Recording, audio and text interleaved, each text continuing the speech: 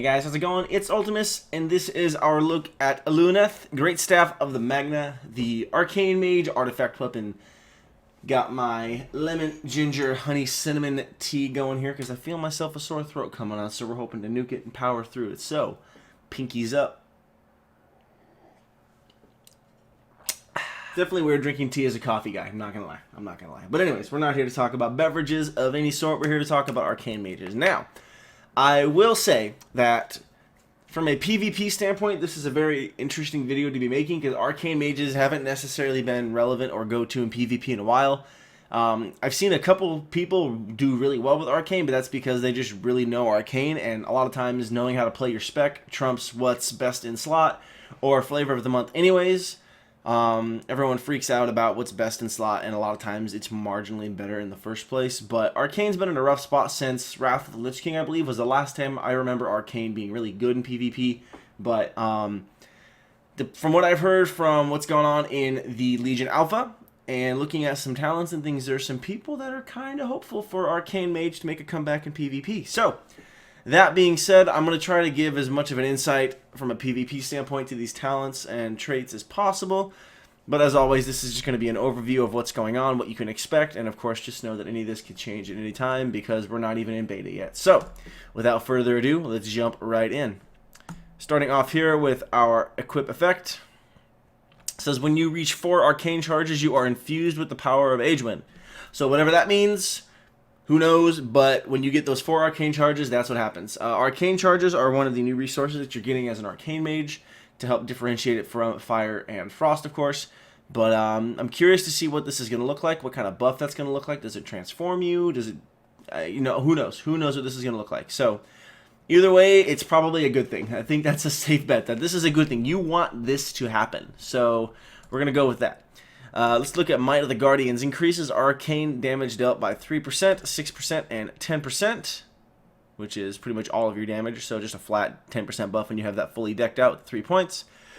Torrential Barrage. Increases the damage dealt by your Arcane Barrage by up to 10% when you have the full 3 talents in there in that one. And then we're looking at Blasting Rod here, which increases the damage dealt by your Arcane Blast by 2%, 4%, 6%.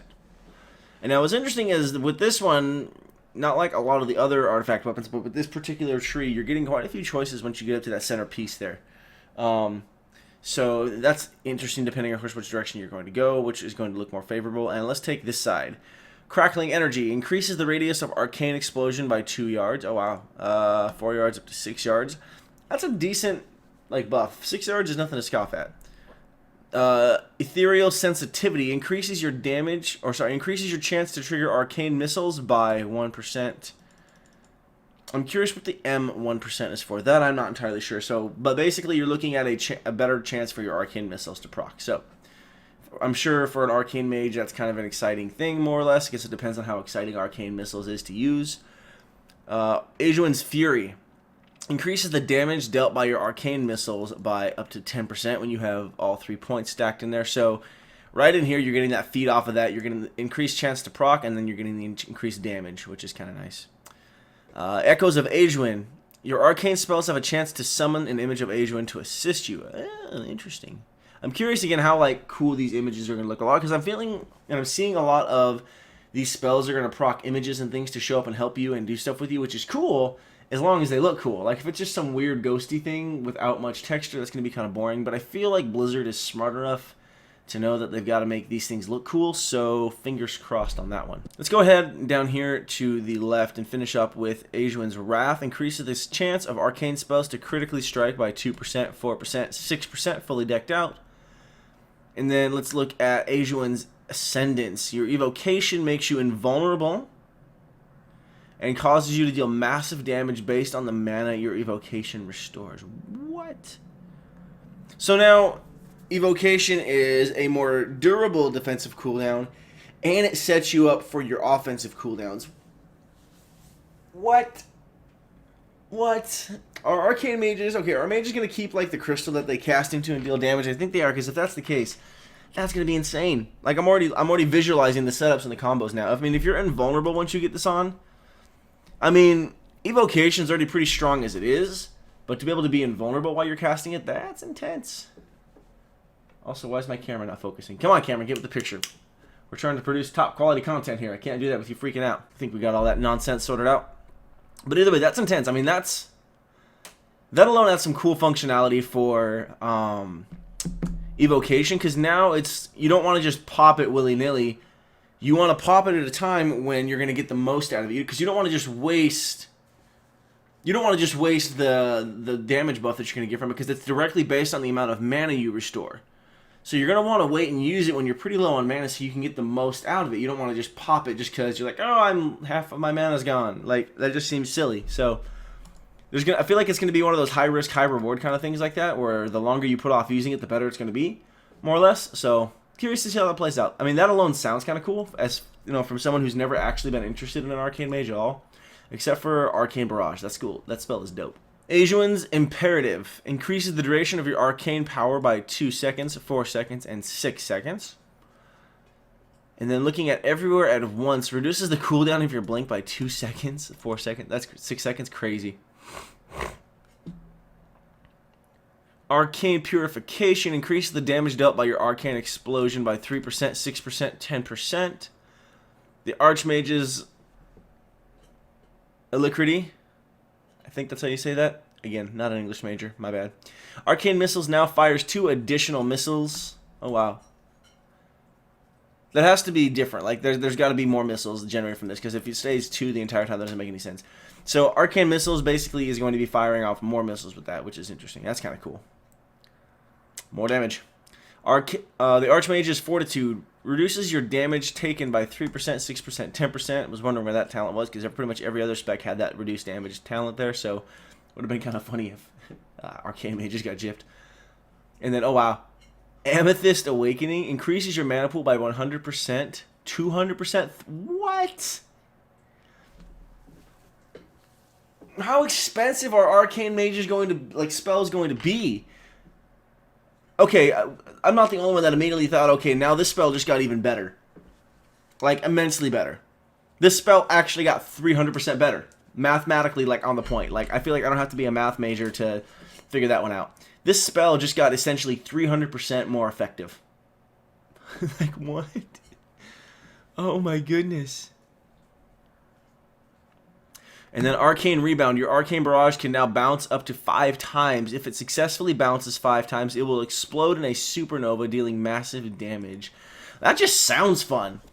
Like, especially if the effect on that is cool and it just, like, it just sounds like it will look cool. It better look cool. I feel like Arcane Mages have the potential to be the flashiest out of all of the mages.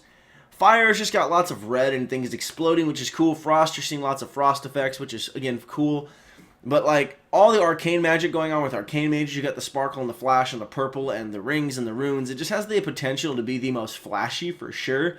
And so Blizzard better capitalize on this. Between that, we got the image of Ajuin over here. Excuse me, Thor, this is not your video. This is not your video. Although you wish it was. Although you wish it was. Say hi, YouTube. Hi, YouTube. Hi, YouTube. No, Daddy, I just want to lick your face. You've been gone all day and at work. Why aren't you playing with me? Why aren't you playing with me? That's my finger. That's my finger. So I think it's safe to say that Arcane Mages are getting set up to have a lot of potential. At least damage-wise. No, you were making it very hard to record. That being said, I'm definitely going to be keeping my eye on Arcane Mages. Not necessarily from the standpoint of wanting to play one, but if they're actually a threat in PvP, then that's kind of scary. Because right now, you go into Arena, you see an Arcane Mage, and the chances of them actually knowing what they're doing are about 1 out of maybe 7 or 8, give or take, maybe even more. Maybe I'm being generous with that ratio. They're really not too scary. Not like fighting a Fire Mage or a Frost Mage. That's not to say I haven't been wrecked before by Arcane Mages. I fought some good Arcane Mages, but I think looking at some of these right here, just initially, might keep the Arcane Dream alive for the purebloods there. So, here's hoping. I'm rooting for you guys. Like I've always said, I want everybody's spec to be viable. I wish that every spec was actually viable. I know some are just in a really rough spot, no matter what. Like, no matter how much you love that spec, it's hard. You're really fighting an uphill battle. I'm thinking of you, Elemental Shamans. So, I'm rooting for Arcane Mages. I'm hoping that come Legion, your spec is in a good place for you to be able to play it to your heart's content. But time will tell, so let's cross our fingers and definitely give Blizzard feedback on stuff you know, because I think they're definitely in a place where they're more keen to listen to player feedback. So let's take advantage of it.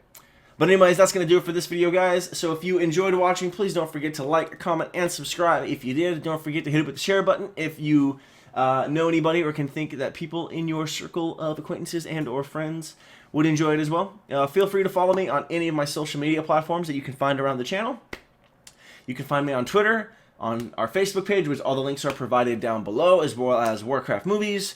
And I also have an Instagram, which you can find in the banner as well. Feel free to follow me on any of those. And get in contact with me because I would love to be able to chat with you guys more and get to know you. But as always, thank you so much for watching, and I'll catch you next time.